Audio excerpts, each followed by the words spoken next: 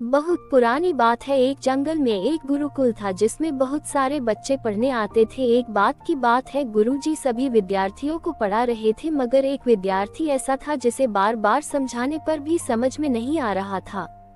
गुरुजी को बहुत तेज से गुस्सा आया और उन्होंने उस विद्यार्थी से कहा, जरा अपनी हथेली तो दिखाओ बेटा।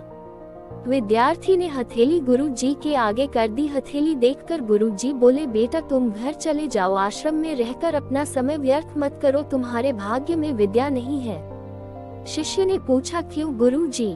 गुरुजी ने कहा, तुम्हारे हाथ में विद्या की रेखा नहीं है। गुरुजी ने एक होशियार विद्यार्थी की हथेली उसे दिखाते हुए कहा, ये देखो, ये है विद्या की रेखा, ये तुम्हारे हाथ में नहीं है, इसलिए तुम समय नष्ट ना करो और घर चले जाओ और वहाँ अपना कोई और काम देखो। ये सुनने के बाद उस विद्यार्थी ने अपने जेब से एक चाकू निकाला जिसका प्रयोग वह रोज सुबह अपनी दातुन काटने के लिए करता था। उस चाकू से उसने अपनी हाथ में एक गहरी लकीर बना दी।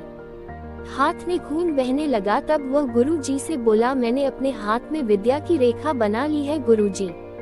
ये देखकर गुरुजी द्रवित हो गए और उन्होंने उस विद्यार्थी को गले से लगा लिया। गुरुजी बोले, बेटा तुम्हें विद्या सीखने से कोई ताकत नहीं रोक सकती है। दृढ़ निश्चय और परिश्रम हाथ की रेखाओं को ही बदल देती है। दोस्तों, वो विद्यार्थी आगे चलकर महर्षि पाणिनि के नाम से प्रसिद्ध हुए, जिसने विश्व प्रसिद्ध व्याकरण अष्टाध्यायी की रचना की है। इतनी सदियां बीत जाने के बाद भी आज 2700 वर्षों बाद भी विश्व की किसी भी भाषा में ऐसा उत्कृष्ट और पूर्ण व्याख्या का ग्रंथ अब तक नहीं बना। तो दोस्तों, इस कहानी की शिक्षा ये है कि लोग चाहे जो भी बोले, हम हर एक को गलत साबित करते हुए अपनी लगन और कठिन परिश्रम के दम पर जो चाहे वो सब कुछ हासिल कर सकते हैं।